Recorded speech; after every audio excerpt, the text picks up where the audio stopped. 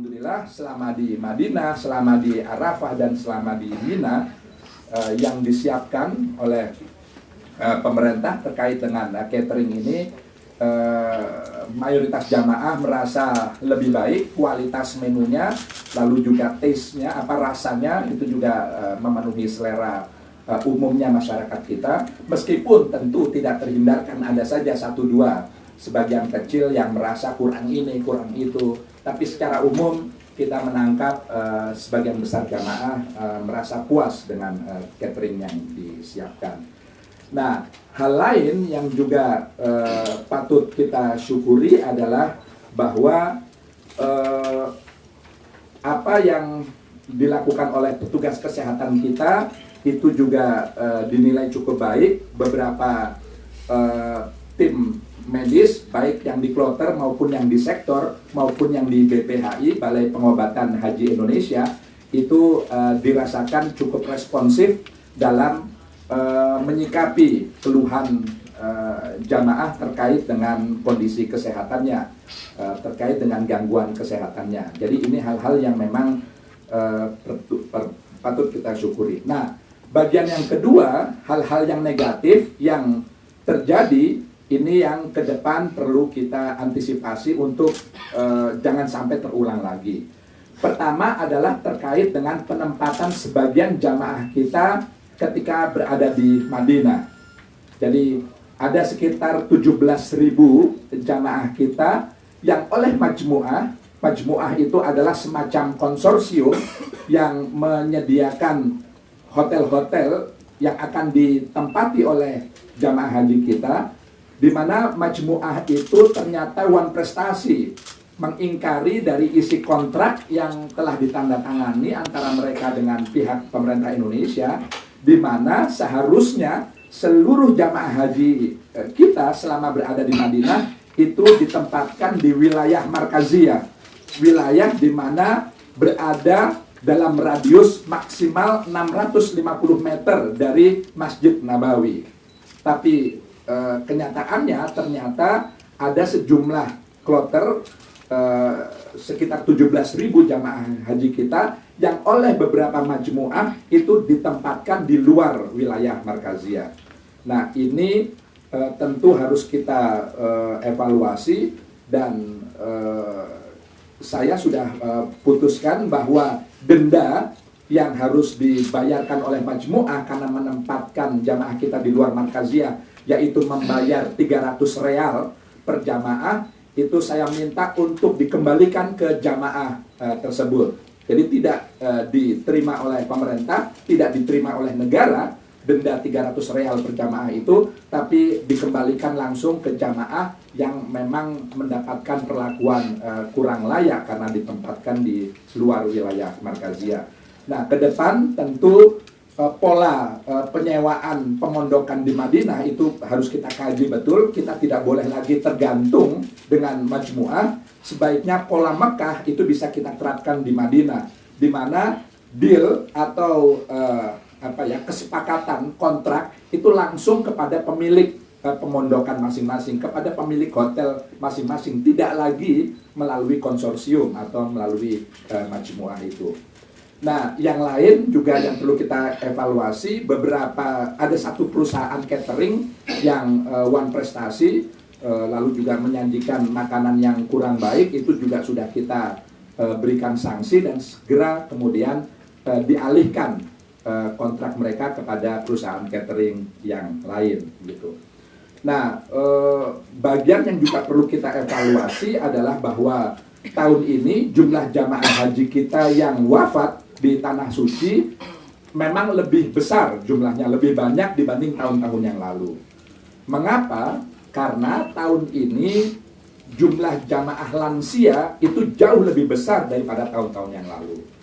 Jumlah jamaah lansia ini banyak karena memang ketika kita mengambil kebijakan untuk memanfaatkan sisa kota, itu kita prioritaskan bagi lansia memang. Lansia dalam hal ini adalah mereka-mereka yang berusia 70 atau 75 tahun ke atas.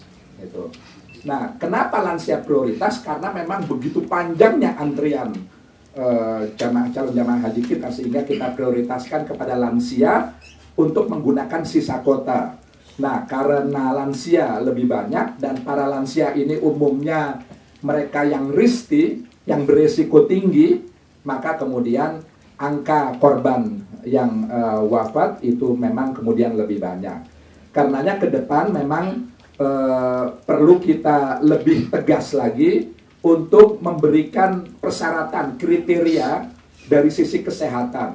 Jadi persyaratan istitoah itu adalah kesanggupan bagi setiap jamaah, karena kewajiban itu hanya diberlakukan bagi yang memiliki istitoah, kesanggupan untuk pergi berhaji. Tentu kesanggupan ini tidak hanya diukur dari kemampuan finansial saja, kemampuan membayar biaya haji, tapi juga kondisi kesehatan. Sehingga kalau ada persyaratan yang sama, standar secara nasional, kita bisa lebih tegas untuk menentukan mana jamaah-jamaah yang risky, yang karenanya kemudian sebaiknya tidak diberangkatkan dulu sebelum mereka sembuh dari sakitnya, gitu.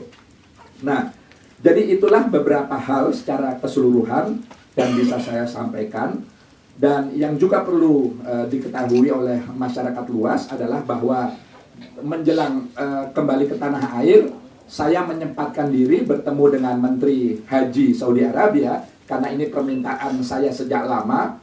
Ketika musim haji bisa bertemu dengan Menteri Haji Saudi Arabia, dan alhamdulillah kemudian terjadi pertemuan itu. Ada 3-4 hal yang kita usulkan terkait dengan upaya peningkatan kualitas pelayanan ibadah haji. Pertama adalah menyangkut kota.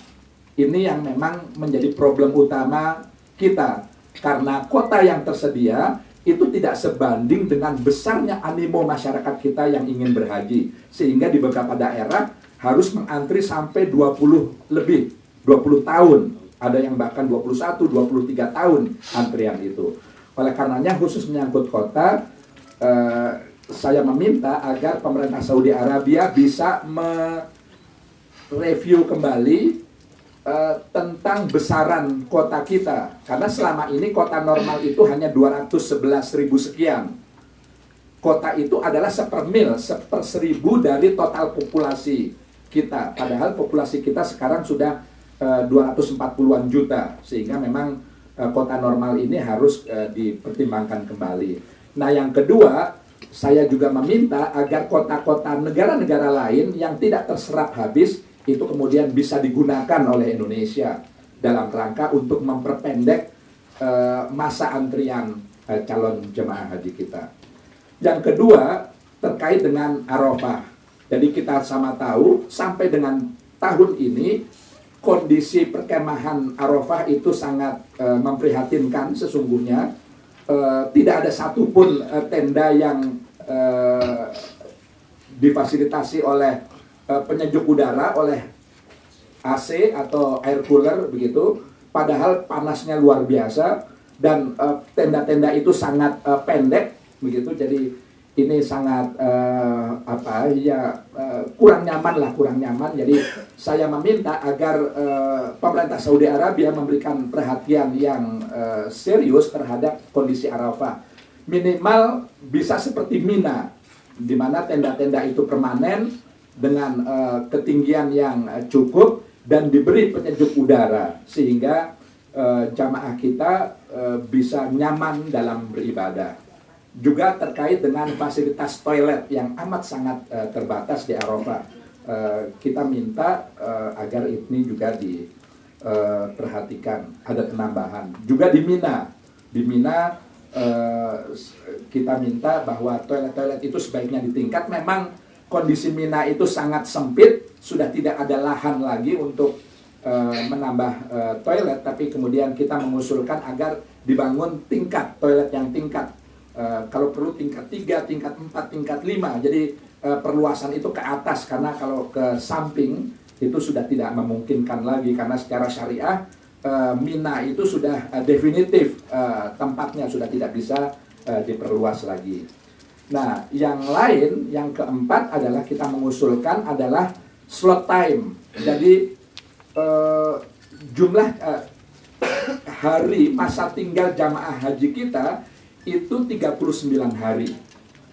Sebenarnya kita ingin lebih singkat lagi, tapi ini tidak memungkinkan karena begitu banyaknya jamaah haji kita sehingga mereka harus antri untuk kembali ke tanah air. Mengapa? Karena di Jeddah itu maksimal kita hanya bisa 10 kloter per hari untuk memulangkan jamaah haji kita. Nah, karenanya melalui Menteri Haji saya minta agar slot time kita juga ditambah. Kalau perlu 15 kloter per hari atau lebih dari itu, sehingga dengan semakin banyak per hari jamaah kita yang bisa diangkut untuk kembali ke tanah air, maka masa tinggal apakah yang di Mekah maupun yang di Madinah itu bisa lebih dipersingkat gitu. Nah, itulah beberapa hal yang dan terhadap permohonan ini alhamdulillah Menteri Haji Saudi Arabia sangat akomodatif. Dia mengatakan sangat yang menghormati usulan-usulan kita, dan secara eksplisit juga dinyatakan dalam waktu 4 hari itu mereka akan mengadakan evaluasi secara menyeluruh, di mana masukan-masukan atau usulan-usulan dari kita itu akan menjadi bahan kajian mereka untuk bisa ditindaklanjuti. Jadi itulah beberapa hal yang bisa saya sampaikan sambil menunggu mudah-mudahan sisa waktu kepulangan ini tidak terjadi hal-hal yang tidak kita harapkan. Memang ada beberapa kendala tentang keterlambatan penerbangan.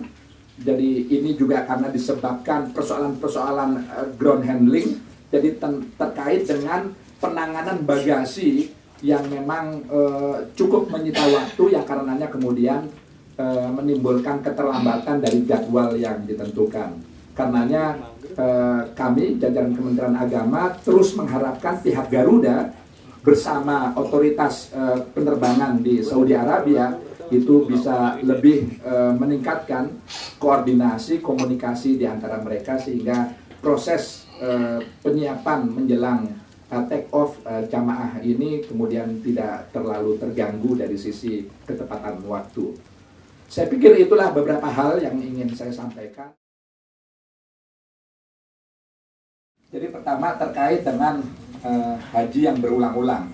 Memang sejak lama saya menginginkan agar karena pertimbangan begitu panjangnya masa tunggu, masa antri, maka seharusnya ada kebijakan pemerintah yang tegas bahwa dalam waktu sementara haji diprioritaskan bagi yang belum pernah sama sekali.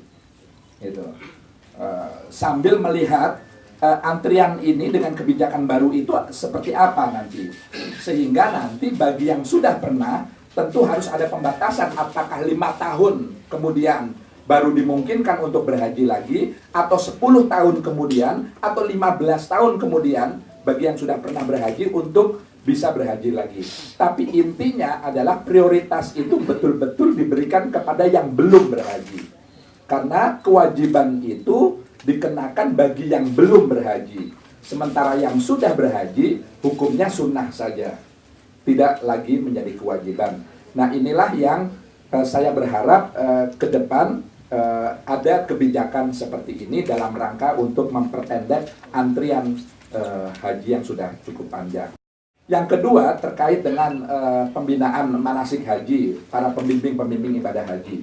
Betul, memang sejauh ini kita TPIHI, Tim Pembimbing Ibadah Haji Indonesia, yang disiapkan oleh pemerintah, jumlahnya amat sangat terbatas. Apalagi terkena potongan 20% tahun ini. Jadi bagaimanapun juga kami dari pemerintah merasa bahwa keberadaan KBIH, kelompok bimbingan ibadah haji, itu sangat bermanfaat dalam upaya menutupi kekurangan keterbatasan pemerintah dalam memberikan pembinaan manasik ibadah haji. Nah, ke depan memang perlu ada koordinasi yang lebih baik sehingga persoalan-persoalan ubudiyah ibadahnya dalam perhajian itu juga bisa ditingkatkan lagi kualitasnya. Dan ini yang juga perlu diberikan catatan bahwa para calon jemaah haji kita ketika mengikuti proses pembinaan manasik haji itu tidak hanya terbatas pada persoalan-persoalan ibadah saja, tapi juga persoalan-persoalan yang sifatnya non-ibadah. Bagaimana kesiapan hidup selama cukup lama sampai dengan 39 hari itu di Arab Saudi yang budayanya, cuacanya, dan segala sesuatunya itu berbeda dengan tanah air. Jadi harus ada kesiapan mental, karenanya perlu ada pengetahuan yang cukup tentang bagaimana hidup di negara orang itu. Itu juga bagian yang perlu ditekankan. Nah, yang ketiga yang terkait dengan Ebola. Jadi alhamdulillah sampai dengan saya meninggalkan Tanah Suci itu tidak ada informasi akan terjangkitnya jamaah haji oleh virus Ebola. Tidak hanya jamaah haji Indonesia, tapi juga jamaah haji dunia yang lain. Jadi belum ada informasi, dan mudah-mudahan tidak akan ada informasi bahwa jamaah haji terjangkit virus Ebola ini. Skema kepengembalian sejak kemarin itu sudah dilakukan. Jadi khusus bagi jamaah yang tinggal di luar Markaziyah selama di Madinah, itu kita berikan 300 real sebagaimana denda majmu'ah, itu langsung kita bayarkan ke jamaah, dan itu sudah kita berikan ketika mereka berada di maktab-maktab sebelum kembali ke tanah air. Demikian. Jadi prosesnya sudah berlangsung dan sedang berlangsung. Nanti cash ya Pak? Cash, 300 real cash diterimakan oleh mereka. Itu yang di luar Markaziyah. Jadi yang penempatan di luar Markaziyah itu karena beberapa majmu'ah yang sesungguhnya sudah tekan kontrak dengan kita untuk menempatkan seluruh jamaah haji kita di wilayah Markaziyah, ternyata tidak sesuai dengan kesepakatan. Jadi one prestasi. Oleh karenanya kita sudah betul-betul akan serius menangani ini, dan bagi KPK, tidak hanya KPK, semua pihak bisa melihat dan menelusuri akar masalah dari kejadian ini, sehingga kemudian ke depan kita sama-sama memiliki formula bagaimana mengatasi persoalan ini, mengantisipasi persoalan ini dengan mengetahui akar persoalannya, sehingga harapannya tidak terulang lagi di masa yang akan datang. Jadi dengan lain perkataan, kami terbuka lebar untuk menyambut siapapun yang ingin melakukan investigasi, dan kami akan sangat bersyukur karena dengan investigasi itu lalu kemudian kita mendapatkan masukan real di lapangan seperti apa.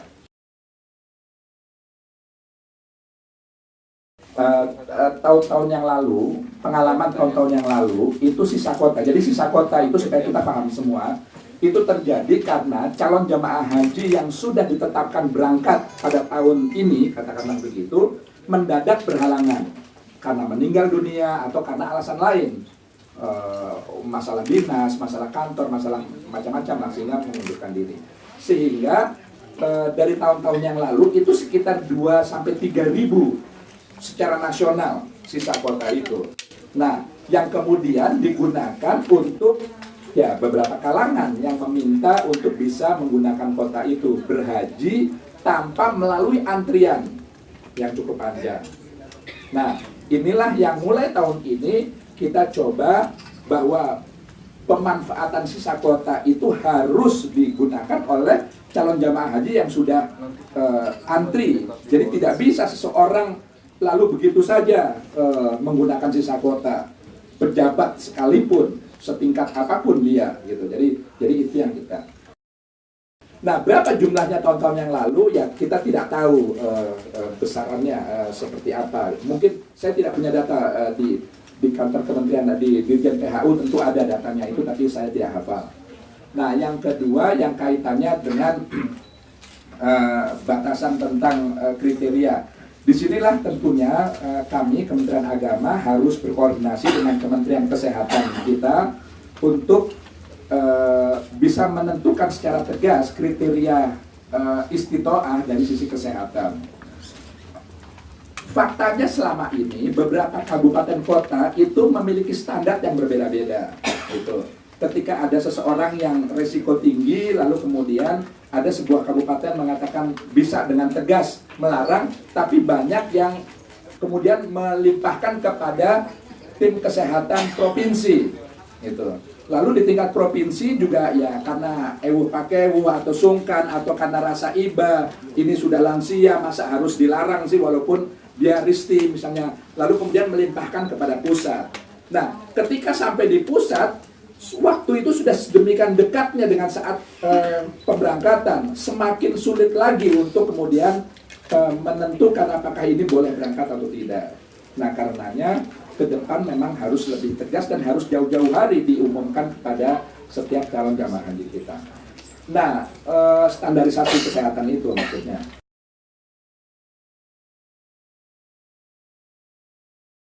Nah, faktor yang meninggal dunia, jadi sampai kemarin itu tidak kurang dari 126 jemaah haji kita yang wafat di Tanah Suci, dan itu juga karena sebagian besar karena penyakit yang memang sudah diderita sejak di tanah air memang itu sejak di tanah air. Tapi juga ada yang karena faktor tadi itu budaya. Jadi ada yang karena akibat kecelakaan, tepatnya tertabrak kendaraan ketika ada di sana, ada beberapa yang seperti itu. Nah, ini juga bagian yang harus diedukasi karena mungkin karena kebiasaan di kita kalau mau nyebrang itu selalu melihat ke kiri gitu. Padahal di sana itu kan lalu lintasnya berlawanan arah gitu. Jadi kalau kendaraan itu setir kanan, kalau di sana mobil-mobil itu setir kiri, lalu lintasnya berbeda. Jadi ini pun juga bagian yang mungkin secara langsung maupun tidak langsung menyebabkan terjadinya kecelakaan, tertabraknya para jamaah haji kita yang berusia lansia ini. Di samping juga harus diakui beberapa jamaah haji kita memang membawa bagasinya itu overload begitu. Sehingga ini yang juga ke depan menurut saya harus lebih ketat lagi. Berapa jamaah haji kita dan apa-apa saja yang bisa mereka bawa. Jadi harus ada screening yang lebih dini sehingga ketika di bandara itu tidak lagi menyita waktu yang ini akan membawa efek domino sehingga yang lain pun juga menjadi terlambat.